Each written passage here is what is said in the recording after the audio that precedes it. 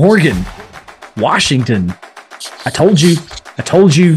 Man, I felt like I called this one. Man, I felt like I called it close, scrappy, but Washington was going to pull it out. Dude, listen, the level of detail that you gave me, if this had been any closer to the numbers that you gave with it, I might be trying to figure out what you're on right now, because that was freaky, dude. That was absolutely freaky. Didn't get to watch as much of this one as I wanted to. Went on a camping excursion this weekend, and thankful that we live in a time where campgrounds have Wi-Fi. I was able to watch my Vols and a little bit other limited action. If you had been any closer on this, I would be coming to your front door, rummaging through your house, figuring out what you're on, because that was freaky.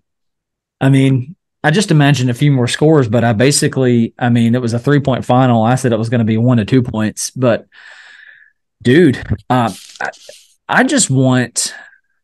Here's all I really want out of this. I want people to give respect to Bo Nix. You just have to do it at this point. It's time that I do it. I mean, I've not done it. I've been the last to get on board. To your point, you expected a couple more scores. Well, we're still getting used to, chains rolling after first downs. We're still getting used to things like that. Sure. Time of possession, I mean, it was, pretty even. It wasn't crazy. 34-21, Oregon's favor to Washington's 25-39. That makes sense, though, because Oregon is a little more balanced, like I talked about, and they certainly were in this game, running for 105 more yards than Washington did. Yeah. But, man, you've got a special quarterback for Washington. You've got outstanding receivers making plays. You've got a coach that is just proven how valuable he is, how much of a genius he is. Mm-hmm. And these are your top two teams in the Pac-12. If after Saturday there's any question that there's going to be a repeat, go ahead, man. You can't be questioning that at this point. You're obviously taking a shot at Southern Cal, but I agree with you. But Notre Dame is good.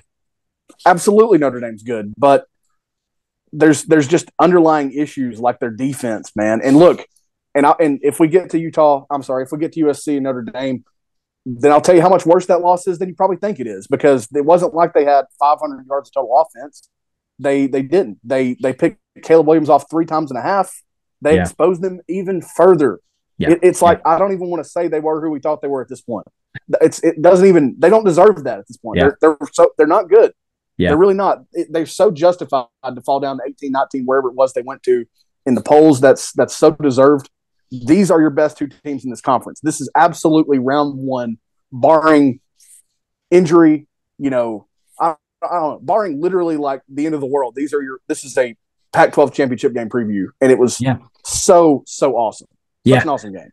So I want to talk about the end, how this thing really just unfolded, and the statement that Washington made in doing what they did. I don't know if you saw the ending, but they were down 33-29, and they went down and scored in like 3 plays, leaving Oregon about a minute and a half, if I remember right. Yep.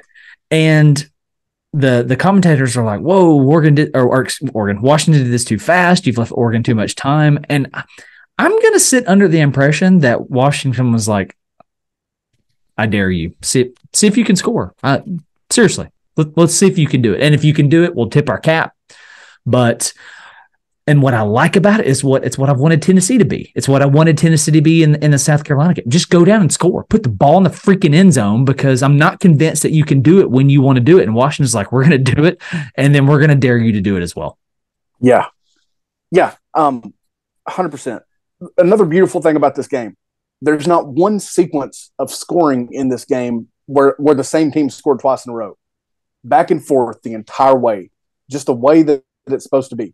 Washington scores first, Oregon scores next. I missed one early fourth quarter. Oregon did score back-to-back there. But I mean, again, just exactly what you want to take in when you view it, when you tune into this beautiful sport. What an environment.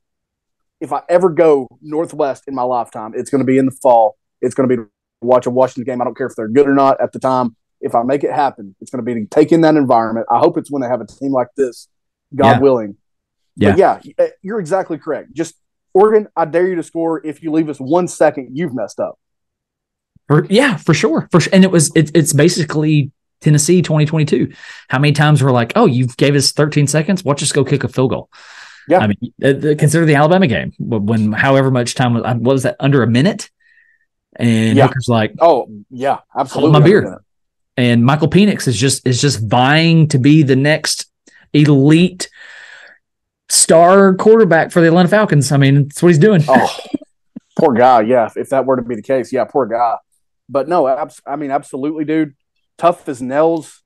When it comes to guys having all this eligibility with the pandemic and everything, thank God for guys like Michael Penix that I mean, they make it so fun. I mean, truly, I'm thankful for this game. That's how good it was. He is just admirable on the field. I can't really think of a better word. I had no expectations for him to be like this when he came from Indiana. And obviously it hurts to an extent because Butch Jones almost got him Tennessee.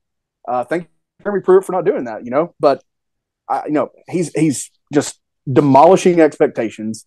He does it while taking care of the ball, keeping his team out of bad spots. Yeah. I just don't know how you ask for more in college football. Yeah, that's how I was going to end. I was going to end by saying, well, they just barely hit the over. The over-under was set at 67. I believe that's 69. Nice. And then I was going to remind Tennessee fans that, this is the guy who Jeremy Pruitt told to basically take a hike. Yeah. And I just want to say this because I meant to say it in our orange class talking about Tennessee, but it applies here as well. Good teams win, great teams cover. Well said, my brother. Oregon travels to Washington, takes an L to the forehead. Ducks do not pull trucks. Huskies 36-33.